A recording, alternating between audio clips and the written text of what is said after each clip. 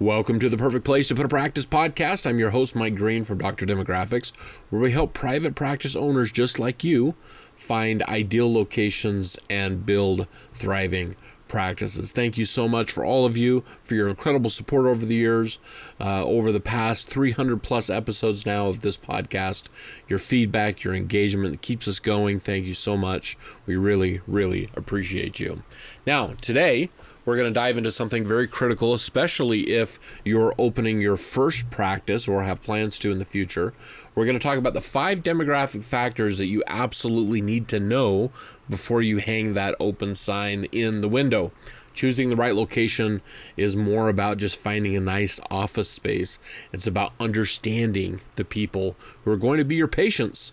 Demographics are key to understanding and unlocking those patient profiles so that you can build a successful practice. And getting it wrong means the difference between a bustling practice and one that constantly struggles to fill the chairs. So grab a notebook, settle in, and let's break down the 5 essential demographic factors for you opening up a new practice.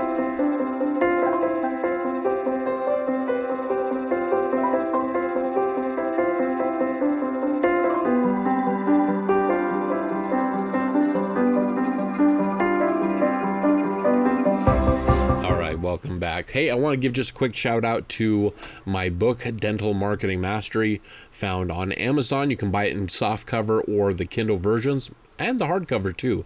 We just released that not too long ago. So if you're in the dental space and you have not picked that up yet, you can do so on Amazon.com. Just search Dental Marketing Mastery. All right, let's dive into why demographics are such a key thing for you to understand when you build your first practice. Now, whether you're opening a practice or acquiring a practice, you really need to understand the relationship with the community and the people that live in that community. Demographics will tell you who it is that your potential patients are, what they need, and how to reach them. If you get this right, you'll attract loyal patients who keep coming back years after years and will refer new patients to you. So important for you building a long-term successful practice. You get it wrong and you'll find yourself in a situation with a location that has too much competition and just not enough demand. According to a 2023 study by the ADA, practices that use demographic data to choose their location saw an 18% higher patient volume in their first year compared to those that didn't. So obviously, we're a big fan. That's why we exist, Dr. Demographics. So whether you're a dentist or you're a veterinarian or an optometrist or whatever it is that you are, understanding your market's demographics can really be the key, at least 18% better in your first year to having success when you open that practice. And as you know, that first year is so critical. And so having that almost 20% increase over what you would have before becomes very, very important. So let's talk about those 5 demographic factors. And again, there's far more than 5, but for the purpose of this podcast, we'll just talk about 5 today. The first one is population growth and stability of the community. You want to open a practice in an area where the population is either growing or at least stable, if possible. This ensures a steady flow of potential patients. If you take growing areas like Riverside County, California, which added nearly 9,000 residents between 2023 and 2024, this is a great signal for an area that otherwise many people think is dying and was at one point. This is an area that's growing considerably. And it shows they have a stable population, great for building long-term patients. And so you can really start to put those numbers together and see how they're going to see how you can use them for building your practice. You can check resources like the Census Bureau, local government data, to look at population trends. Of course, my heavens, you could look at the site viability report, which you should absolutely be running. If you haven't, from Dr. Demographics, we can help you understand the population growth, what's happening and why it's happening. So important. It's so important to understand because it tells such a important plot point of the story of the area. And, some of you are picking areas of the country that are not growing. And I'm not here to say that you can't be successful, because you can absolutely be successful. But growth is one of those factors that if you can find an area that's growing, or an area that's losing less maybe than other areas of the spot in the country that you want to practice in, it will help you so much in those first little bit, building a practice, finding stable patients that are going to be refer type patients, and you'll do extremely well. So understand, is the area growing? Is it stable? Is it shrinking? And if so, how am I going to approach this challenge or opportunity in my practice strategy? Second is age demographics. The age of the target population will dictate the services you offer. Now, obviously, if you're, a pediatric dentist, or you're, a prosthodontist who's focused on dentures, you know who your market is, obviously. And so age, obviously, is extremely important. But every single discipline in every specialty, and even general practitioners, you need to understand the age factors for your community and where it's trending. Are people living there until their mid-30s and they're moving away, or are they finding their career homes and they're building their families and staying in the area that you're practicing? And so is the area aging year by year? These are things you need to understand, because you'll know exactly what you need to offer to your potential patients in the future by understanding where the age demographics are going. And so make sure you know what the historical story is of those age demographics and what the projected age demographics are going to be for at least the next 5 years, so that you know what you can plan on for your practice. It's always surprising to me when we have doctors who they usually will come after the fact and say, gosh, you know what, I'm a pediatric doctor, I have no kids here. And I say, well, that's why these studies are so important. That's why you've got to understand these numbers before you're opening a store. Big grocery chains, Aldi, Kroger, some of these, they do extensive demographic research before they open a store, because they are trying to hedge their bet, as you should as a business owner. You've got to stack the deck in your favor, at least as much as possible. And so if age is going to be a huge part of your practice, you've got to know it absolutely.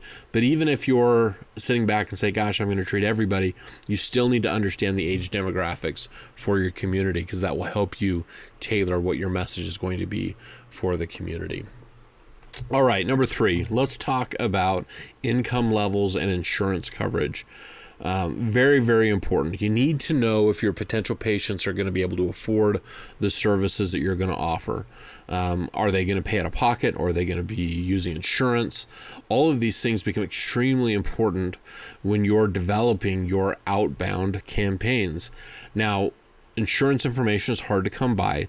We don't have access to private insurance information here at Dr. Demographics, and I know most other demographic companies do not as well. And so you have to start looking at income levels and employment types to understand what the insurance outlook is for a particular area. Is this an area that has a high level of white-collar jobs, and so they're going to have insurance provided through work? Or is this a low-income area where Medicaid is going to play a huge role into your practice? You've got to understand these things. The Kaiser Foundation reports that 90% of, this is just an example, 90% of San Diego County residents have insurance coverage. And so if you're looking to practice in San Diego County, and probably many of you that are listening to this are, you're probably going to have insurance that you're going to be needing to work with. And so what does that tell you to do? Well, one of the things it means is that you need to have a trained staff person in your office that's really good with working with insurance, doing the paperwork, making the right phone calls, making it easy for your patients. Insurance is going to play a big role in your practice. And so as you build your profitability models, if you build your practice strategy, you'll be able to know a little bit better about, is this going to be a self-pay situation? Are those the patients I'm going to be going after? Or is this going to be an insurance provided area where I'm going to have to work with the insurance companies to make sure that I can keep the lights on in my practice? All right, number 4, cultural and ethnic diversity. In certain parts of the country, it's extremely important for you to understand the different cultural backgrounds and the diversity that's happening in your community.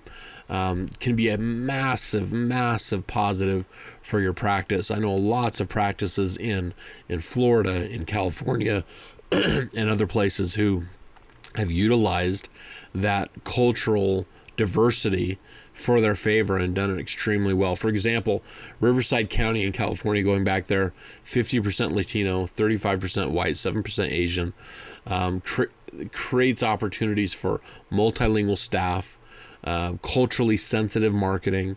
All of those things become a great opportunity for you in building a successful practice. And then if you look at areas with large immigrant populations, let's say Santa Clara County, let's go there, 40% Asian residents. And so obviously a very, very different outlook for that community, but one that, again, you can plan on to help build your practice marketing strategy for the area. The California Healthcare Foundation noted that culturally competent care increases patient satisfaction by 25%. And I would add to that not only culturally competent care, but also culturally competent marketing increases patient satisfaction. People like to be spoken to in their native language. People like to see imagery in people that look and talk and dress and all those things the same way they do. And so if you can understand what the cultural and ethnic populations are in the area that you'll be servicing, you can build campaigns that are going to speak very, very well to those different group segments, population segments within your market areas. So important, especially in areas that have high diversity. You know, if you're in the middle of Iowa or where I'm sitting in southern Utah, cultural and ethnic diversity is not that important, right? It's like there's very little diversity. And so, but if you're in one of these other areas, that you're in New York, you're in Florida, you're in Texas, California, you need to understand these things. You always need to understand them, absolutely, but you definitely need to understand them in those states because you're going to be dealing with a lot of diversity, which again is a fantastic, fantastic thing. The 5th thing is competition and market saturation. When you open a practice in an area with too many competitors, it can lead to a lot of things. Price wars, lower profits, underserved areas. I mean, there's obviously growth opportunities there where you have less competition. And you just have to decide what it is that you want to be, what battle you want to fight on the battlefield. Do you want to be in a very attractive yet competitive area, or are you going to go more rural in an underserved community and create a practice there? There's huge challenges and opportunities on both sides of that coin. You just have to decide what you want and then prepare for battle, so to speak, when you open up a practice in those areas. And so if you go to a highly competitive market, your marketing IQ needs to be solid. You need to understand what you're doing. You need to be planning for a consistent marketing budget. If you go to a rural area that's underserved, guess what? You need to become a local. You need to go to the football games, and you need to really immerse yourself in the community. Otherwise, you will be seen as an outsider and you will not be nearly as successful. So again, challenges and opportunities on both sides. You just need to make sure that you're ready for and able to step up to the challenge and put yourself in a situation where you're going to play a game where you can win. So how do you put these demographics to work for you? So we've talked about the five factors here: population growth, age, income, diversity, competition. How do you use them? So what you first do, in my opinion, is you're going to gather all the information you can gather of the area. Do you have family that lives in that area? Are you from that area? What is the internet telling you about it? Census Bureau data is very important. State health departments, tax foundations, all that stuff, extremely important. Then what do? You call us at Dr. Demographics. We specialize in analyzing all of these factors to find a perfect location for your practice. We have access to fantastic up-to-date data and can help build you a profile so that you can hit the ground running, knowing you're in an area that you can find success and how to find success in that area.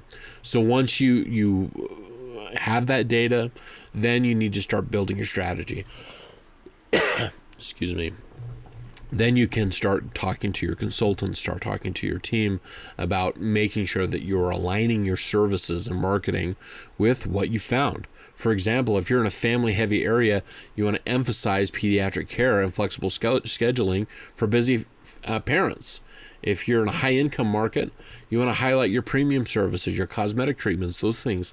You need to highlight and showcase the things that matches the community that you will be speaking to. And this is not a single effort. You need to involve your team.